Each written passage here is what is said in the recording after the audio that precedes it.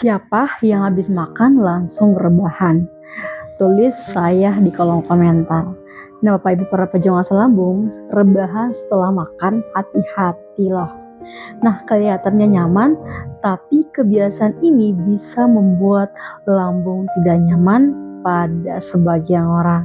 Nah, saat langsung berbaring setelah makan, isi lambung lebih mudah naik ke kerongkongan sehingga dapat memicu rasa panas di dada, tenggorokan pahit, dan sering sendawa. Nah, apa sih tipsnya?